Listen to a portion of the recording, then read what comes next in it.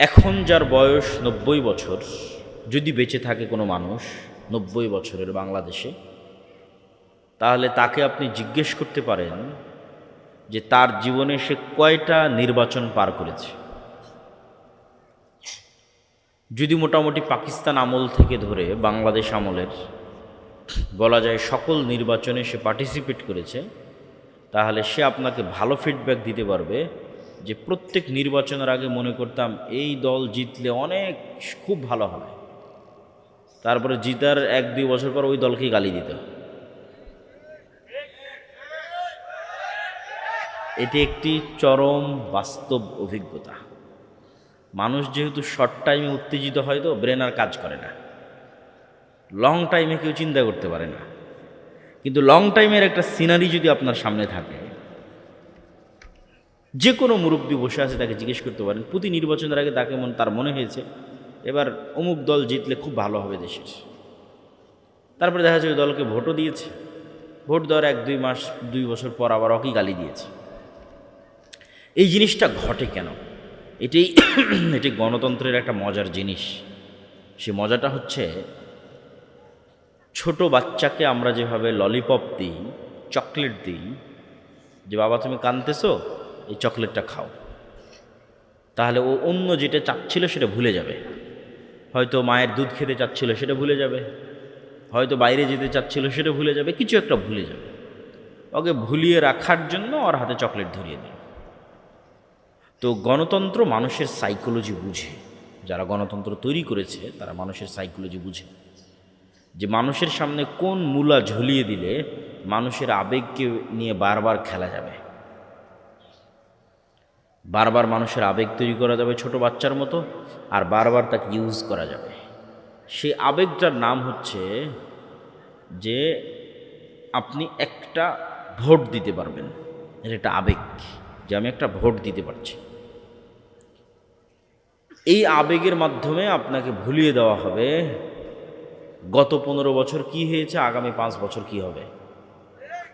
মানে দেওয়ার পরের দিন থেকেই লাথি শুরু হবে। তারপরে আবার ভাববেন, গালিগালাজ করবেন, অমুক করবেন, তমুক করবেন। আবার যখন ভোট আসবে আবার উত্তেজিত হয়ে যাবেন, আবার সেই দুঃখ কষ্ট ভুলে যাবেন, আরে ভোট তো দিতে পারছে, কি মজা, এইবার শেষ করে দেব। তা ভোট দেওয়ার পর আবার লাথি শুরু হবে। এই যে এক গেম, একটা লুপ, ঘুরে ফিরে এক জায়গাতে, ঘুরে ফিরে এক জায়গায়, ঘুরে ফিরে এক জায়গায়। এই জন্য মুসলিম উম্মাহকে চিন্তা করতে হবে লং টার্ম। যারা এগুলোতে অংশগ্রহণ করছে তাদের সাথে সরাসরি শত্রুতা, এটা আমি পছন্দ করি না। আমি পছন্দ করি যে আমরাও তো চাই রাষ্ট্রে ইসলাম প্রতিষ্ঠা হোক। তাহলে উদ্দেশ্য, টার্গেট এক, বুঝার ভুল থাকতে পারে, বুঝার ভুল কম্প্রোমাইজেবল, দাওয়াত দিতে হবে, বুঝাতে থাকতে হবে। তো আমাদের উপরও কেউ কথা এটা চাপিয়ে দিতে পারবে না যে আমরা চাই না যে রাষ্ট্রে ইসলাম প্রতিষ্ঠা করতে হবে। আমরাও চাই রাষ্ট্রে ইসলাম প্রতিষ্ঠা হোক, কিন্তু আমরাও আসলে যথোপযুক্ত উপায়ে সেই লক্ষ্যে কাজ করতে পারছি না। সেই কাজ কি? আপনি নিশ্চিত থাকেন ১৬ কোটি মানুষের ভোটের যা ক্ষমতা, এক প্রথম আলো আর ব্র্যাকের ক্ষমতা তার চেয়ে কয়েকশো গুণ বেশি। ১৬ কোটি মানুষের ভোট ব্র্যাক আর প্রথম আলোর কাছে পঙ্গপাল, তুচ্ছের মতো। পঙ্গপাল রাস্তায় বের হয়েছে, কীট পতঙ্গ, যাদেরকে পা দিয়ে পিষে দেওয়া যাবে। এই কীট পতঙ্গ হচ্ছে ১৬ কোটি মানুষ। আরও একটু দুর্বল ভাষা প্রয়োগ করা উচিত, কিন্তু জনসমাজে সেটা প্রয়োগ করা যায় না। তো এই ১৬ কোটি মানুষ তো ৫ই আগস্ট ৩৬শে জুলাইও বের হয়েছে। কোনো দাম আছে? কোনো দাম নাই। আপনার ভোটের চারানা দাম নাই, চুল পরিমাণ দাম নাই। দাম ওটাই ঘটবে যেটা প্রথম আলো চাইবে, ওটাই ঘটবে যেটা ব্র্যাক চাইবে। তাহলে কাজ কি? মুসলমান যে লাফ দিয়ে উঠেই বলে জীবন দিয়ে দিব, এটাই ভুল। যে ভাই ঘোষণা দেন জীবন দিয়ে দেব। উসমান হাদিও তার বহু বক্তব্য বলেছিল যে জীবন দেওয়া লাগবে না, তোমরা জ্ঞান অর্জন করে একটা কাজ করো, কাজের কাজ করো। প্রথম আলোর মতো একটা প্রতিষ্ঠান তৈরি করতে জ্ঞান লাগবে, জীবন দেওয়া লাগবে না। সেই জ্ঞানই আর কেউ অর্জন করতে চায় না, সেই শিক্ষায় আর কেউ গ্রহণ করতে চায় না, মানে দীর্ঘমেয়াদে কেউ প্ল্যানই করতে চায় না। সবারই এখনই দরকার, ইনস্ট্যান্ট দরকার, ইমিডিয়েট দরকার। কিন্তু কেউ জানে না, কেউ বুঝতে চায় না যে এখন ইনস্ট্যান্ট ইমিডিয়েট যেটা পাবেন ওটি যে 2 বছর পর লাথি দিয়ে বের করে দেবে, যে এটাই তো নিয়ম, এটাই তো গণতন্ত্র। আপনার তো দরকার, আমাদের তো দরকার পার্মানেন্ট। পার্মানেন্টের জন্য সর্বপ্রথম দরকার শক্তিশালী প্রতিষ্ঠান, পার্মানেন্ট ক্ষমতার জন্য দরকার সর্বপ্রথম powerful institute, powerful media, powerful অর্থনৈতিক প্রতিষ্ঠান। এবং এইগুলো জ্ঞান অর্জন ছাড়া সম্ভব নয়। এই জন্য আল্লাহ সুবহানাহু ওয়া তাআলা আদম আলাইহিস সালাতু ওয়াস সালামকে প্রাধান্য দিয়েছেন ফেরেশতা এবং জিনের উপর জ্ঞানের কারণে, তলুতকে প্রাধান্য দিয়েছেন জ্ঞানের কারণে, নেতৃত্ব দিয়েছেন জ্ঞানের কারণে, দাউদ সুলাইমানকে নেতৃত্ব দিয়েছেন। শয়তান যখন কোনো মানুষকে দেখে যে তাকে, তার আগে বলি, শয়তান মানুষের মাইন্ড গেম, মাইন্ড সাইকোলজি, অন্তরের অবস্থা বুঝে তার সাথে গেম খেলে। যার অন্তরের টান যেমন তার সাথে গেমের প্ল্যান তেমন। সবার সাথে একই রকম গেম শয়তান খেলে না। যাকে দেখছে জন্মগত তার অন্তরে আল্লাহ ভীতি, বাপ মা ভালো, দাদা দাদি ভালো, তাকে তো পথভ্রষ্ট করা যাচ্ছে না, কি করা যায়? তখন তার জন্য স্ট্র্যাটেজি ভিন্ন। যেহেতু সে আল্লাহওয়ালা পরহেজগার, অতএব তাকে বেদাতে লাগিয়ে দাও। সালাত থেকে যেহেতু বিরত রাখা গেল না, তাহলে লাগাও কিসে? কথা বলেন না যে লাগাও কিসে? ভিন্ন মানুষের জন্য ভিন্ন স্ট্র্যাটেজি। যাকে সালাত থেকে বিরত রাখা গেছে তাকে তো সালাত থেকে বিরত রেখেছি, যাকে সালাত থেকে বিরত রাখতে পারছি না একে জাহান্নামে নিয়ে যাব কি দিয়ে? তো ওর মনে যেহেতু এতই ইবাদত করার শখ, তাকে বেদাত ধরিয়ে দাও। এই যে এটাও একটা ইবাদত, এই যে এটাও একটা ইবাদত, আর এটাও একটা, এটাও ভালো, এটাও ফজিল। ও তো আর বুঝতে পারে না, ও মনে করে আমার তো যাওয়া দরকার জান্নাত। ইবাদতের পরে ইবাদত করতে থাকে, চলে যায় জাহান্নামে। তো শয়তান এইরকম চালাক। কাউকে যদি দেখে যে না, তাকে অন্য কোনো ফাঁদে ফেলা যাচ্ছে না, কিন্তু তার টাকার খুব নেশা, সে সময় নষ্ট করে না, রাত দিন পরিশ্রম করতে থাকে, টাকা উপার্জন করবে তাই। তখন শয়তান আর ব্রেনে ঢুকিয়ে দেয় হালাল হারামের চিন্তা করার দরকার নাই, যেদিক থেকে পাওয়া যায় সেদিক থেকে ইনকাম করো। যার মনে যেটার চাহিদা বেশি তার সাথে শয়তান ওইভাবে গেম প্ল্যান রেডি করে। যার প্রতি দেখে, যার মধ্যে দেখে নারীর প্রতি দুর্বলতা, তাকে টেনে নিয়ে যায় সেই দিকে। ওর যেহেতু টাকা পয়সার দিকে কোনো মনোযোগ নাই, তোকে হারাম হালাল বুঝিয়ে লাভ নাই। ও টাকা পয়সা হারাম হালাল বেছেই চলে, কিন্তু ওর দুর্বলতা নারী, তখন ওকে সেখানে লাগিয়ে দেয়। আলেম ওলামাদেরকে যখন কোনোটাতেই পারে না, তখন আলেম ওলামাদেরকে চিন্তা করে এদের কিভাবে জাহান্নামে নিয়ে যাব, বলে এদের মধ্যে হিংসা আর অহংকার ঢুকিয়ে দাও। বুঝলেন? তো শয়তান এক একজনের জন্য এক এক স্ট্র্যাটেজি তৈরি করে, কাকে কে কোথায় দুর্বল ও খুব ভালোভাবে জানে। তো আলেম ওলামা কোথায় দুর্বল হবে? সালাত থেকে তো বিরত রাখতে পারবেই না। হালাল হারাম থেকে শুরু করে আর অন্য অনেক বিষয় আছে যেগুলো যেগুলো আলেম ওলামাদের দিয়ে করানো অনেক কঠিন। তো আলেম ওলামাদের দিয়ে করানো সহজ কোনটা? আরে ওই আলেম না এটা বলেছে, এটা করেছে, শুরু হয়ে গেল, ফাঁদে পা দিয়ে দিল। হুজুরদের জন্য ফাঁদ শয়তান তৈরি করে, হিংসার ফাঁদ তৈরি করে, রিয়ার ফাঁদ তৈরি করে, অহংকারের ফাঁদ। খুব ভয়ঙ্কর। শয়তানের স্ট্র্যাটেজি বুঝা আর এর সাথে চলা খুব ভয়ঙ্কর। ইবনুল কাইয়িম রাহিমাহুল্লাহ তো আরও মজা করে লিখছেন যে শয়তান এত বাটপারের বাটপার, এত চালাকের চালাক, মানুষকে তো খারাপের দিকে উদ্বুদ্ধ করে করে আবার ওই খারাপে ফাঁসিয়ে দেওয়ার ব্যবস্থাও করে। বুঝেন, একজনের মাথায় ঢুকিয়ে দিয়েছে যে একে হত্যা করতে হবে, শয়তানই ঢুকিয়েছে। এখন ওকে হত্যার ঘটনায় ফাঁসাতে কেমনে হবে এইটার প্ল্যানও শয়তান রেডি করে রাখে। এখন খুব প্ল্যান করে হত্যা করতে গেছে, তা ওর মধ্যে ভুল করে ফেলবে, ওই ভুলটা শয়তান করে। ওই একটা ভুলের কারণে পুলিশ তদন্ত করতে গিয়ে ওকে ধরে ফেলেছে, ধরে ফেলে এখনও জেলখানায় বন্দি আছে, ফাঁসির আসামি। তখন শয়তান দূর থেকে হাসে, কি মজা, তোকে দিয়ে হত্যাও করালাম, আবার তোকে গ্রেফতার করারও ব্যবস্থা করলাম, এখন তোর ফাঁসি দেওয়ার ব্যবস্থা করতেছি, থাম। এইভাবে শয়তান খেলে। আপনাকে একটার দিকেও প্রলুব্ধ করবে যে ঠিক আছে এখানে যাও, এটা করো, ওখানে ধরা পড়ারও ব্যবস্থা করবে, তারপরে আপনার মান সম্মান সব কিছু নিয়ে টানাটানি লেগে যাবে, ও দূর থেকে হাসবে। শয়তান মানুষের সবচেয়ে ভয়ঙ্কর শত্রু। যদিও এই বিষয়গুলো বিস্তারিত, শয়তানের এই বিষয়গুলো, ফেরেশতাদের বিষয়গুলো বিস্তারিত আল্লাহর পথে যাত্রা, যেটি আমার লেখা বছরের নতুন বই, সে বই আরও চমৎকার, আরও বিস্তারিত, আরও দলিল ভিত্তিক আছে। তা আব্দুর রহিমের কথার সাথে সংযুক্ত করে এতটুকু যুক্ত করলাম। আজকে সংক্ষিপ্ত বক্তব্যের বিষয়বস্তু, যেহেতু আমরা শাবান মাসে প্রবেশ করে গেছি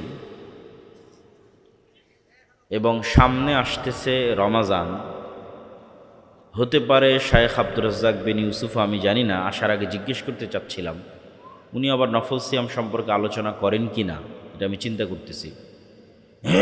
তারপরও আমি সংক্ষিপ্ত দিয়ে একটা কথা বলে অন্য টপিকে চলে যাব। আমরা শাবান মাসে প্রবেশ করেছি, সামনে আসছে রমজান। সিয়ামের বিষয়ে দু একটা কথা আমার চিন্তা থেকে আপনাদের শেয়ার করি। মারিয়াম আলাইহা সালাতু ওয়াসসালাম যখন নির্জন এলাকা থেকে লোকালয়ে সন্তান নিয়ে প্রবেশ করলেন, তখন তিনি বলছেন, ইন্নী নাযারতু লির রহমানি সাওমা ফালান উকাল্লিমাল ইয়াওমা ইনসিয়া। মানুষজন জিজ্ঞেস করছে, মারিয়াম এই ছেলে কোথায় থেকে আসছে, তোমার তো বিয়ে হয়নি। তো উনি বলছেন, ইন্নী নাযারতু লির রহমানি সাওমা, আমি আল্লাহর জন্য সিয়াম রেখেছি, ফালান উকাল্লিমাল ইয়াওমা ইনসিয়া, তাই কোনো মানুষের সাথে কথা বলবো না। ফা আশারাত ইলাইহি, মুখ বন্ধ রেখে এখন হাত দিয়ে ইশারা করতেছে বাচ্চার দিকে। একে জিজ্ঞেস করো। আমার প্রশ্নের জায়গা হয়তো বুঝতে পেরেছেন, সিয়াম থাকলে কথা বলা যাবে না কেন? উনি বলছেন, ইন্নী নাযারতু লির রহমানি সাওমা, আমি আল্লাহর জন্য সিয়াম আছি, ফালান উকাল্লিমাল ইয়াওমা ইনসিয়া, এই জন্য কোনো মানুষের সাথে কথা বলবো না। তার মানে সিয়াম থাকা মানে শুধু খাবার থেকে বিরত থাকা নয়। আমরা যেটাকে রোজা বানিয়ে নিয়েছি, আমরা সিয়াম শব্দের অর্থই বুঝিনি। সিয়াম এক ব্যাপক অর্থবোধক শব্দ। জাকারিয়া আলাইহিস সালাতু ওয়াসসালামও যখন আল্লাহর কাছে সন্তান চাইলেন, হুনালিকা দাআ জাকারিয়া রাব্বাহ, তখন তাকে তা আল্লাহ আলামত দিচ্ছেন যে আয়াতুহা আল্লাহ তুকাল্লিমান নাসা সালাসাতা আইয়াম, তোমার যে সন্তান হবে তার আলামত হচ্ছে তুমি 3 দিন মুখ বন্ধ রাখবা, মানুষের সাথে কথা বলবে না। জিহব্বার সিয়াম। সিয়াম প্রকৃত অর্থে 3টা স্তরে বিভক্ত। প্রথম স্তর, যেই স্তর ভঙ্গ করলে সিয়ামই কবুল হবে না, বাতিল হয়ে যাবে, সেই স্তর হচ্ছে পেটের সিয়াম আর লজ্জা স্থানের সিয়াম। পেট থাকবে ক্ষুধার্ত এবং লজ্জা স্থান ব্যবহৃত হবে না। এই লিমিটেশন ক্রস করলে সিয়াম ভেঙে যাবে। কিন্তু এর পরের স্তর, যেটা প্রকৃত সিয়াম, যেটা আসল সিয়াম, সেটা হচ্ছে চোখকেও সিয়াম রাখতে হবে, জিহব্বাকেও সিয়াম রাখতে হবে, কানকেও সিয়াম রাখতে হবে, হাত পাকেও সিয়াম রাখতে হবে, অন্তরকেও সিয়াম রাখতে হবে। সিয়াম ব্যাপক অর্থবোধ। মারিয়াম আলাইহিস সালাতু ওয়াস সালাম আছেন মুখের সিয়াম, জিহব্বার সিয়াম। জাকারিয়া আলাইহিস সালাতু ওয়াস সালাম আছেন জিহব্বার সিয়াম, জিহব্বা বন্ধ থাকবে, কথা হবে না। কিন্তু দুঃখজনক হলো সত্য যে আমরা এমন সিয়াম পালন করি যেখানে শুধু পেট পাবে না খাবার, লজ্জা স্থান হবে না ব্যবহৃত, কিন্তু ঠিকই আমাদের জিহব্বা ব্যবহৃত হচ্ছে শয়তানের জন্য, আমাদের চোখ ব্যবহৃত হচ্ছে শয়তানের জন্য, কান ব্যবহৃত হচ্ছে শয়তানের জন্য। এটি প্রকৃত সিয়াম নয়। এই সিয়ামের অর্জনকে রাসূলুল্লাহ সাল্লাল্লাহু আলাইহি ওয়াসাল্লাম বলেছেন, এই সিয়ামের অর্জন শুধুই ক্ষুধা, শুধুই ক্ষুধা, কোনো ফজিলত নয়। মাল্লাম ইয়াদা কাওলা যুরি ওয়াল আমালা বিহি ফালাইসা লিল্লাহি হাজাতুন ইয়াদা তুআমাহু ওয়া শারাবাহু। যে ব্যক্তি সিয়াম অবস্থায় মিথ্যা কথা ও কাজ পরিত্যাগ করল না, আল্লাহর কোনো প্রয়োজন নাই তার এই না খেয়ে থাকার, কোনো প্রয়োজন নাই। সর্বোচ্চ স্তরের সিয়াম পালনকারী কে? সর্বোচ্চ স্তরের সিয়াম পালনকারী হচ্ছে যার জিহ্বা ও সিয়াম আছে ঠিকই, যার চোখ সিয়াম আছে ঠিকই, যার কান সিয়াম আছে ঠিকই, কিন্তু এই জিহ্বা সিয়াম থাকার পরে ব্যস্ত আছে আল্লাহর জিকিরে। জিহ্বা সিয়াম পালন করছে কিভাবে? গীবতে নাই, অপবাদে নাই, হাসি মজাকে নাই, গালিগালাজে নাই, অপ্রয়োজনীয় কথায় নাই। এটাই জিহ্বার সিয়াম, যেটা জাকারিয়া আলাইহিস সালাতু ওয়াস সালামকে আল্লাহ বলেছে, যেটা মারিয়াম আলাইহিস সালাতু ওয়াস সালামকে আল্লাহ বলেছেন, ইন্নী নাযারতু লির-রাহমানি সাওমা। কিন্তু জিহ্বা তো সিয়াম আছে। এমন একজন সিয়াম পালনকারী সত্যিই যার জিহ্বা সিয়াম আছে, যার জিহ্বা গীবত, অপবাদ, পরনিন্দায় ব্যবহার হচ্ছে না, কিন্তু তার এই জিহ্বা আবার ব্যবহার হচ্ছে জিকিরে। ঠিক জাকারিয়া আলাইহিস সালাতু ওয়াস সালামকে আল্লাহ যেমন বললেন যে তুমি 3 দিন চুপ থাকবা, কিন্তু এই 3 দিন তোমার কাজ হচ্ছে সকাল সন্ধ্যায় আল্লাহর জিকির করবা।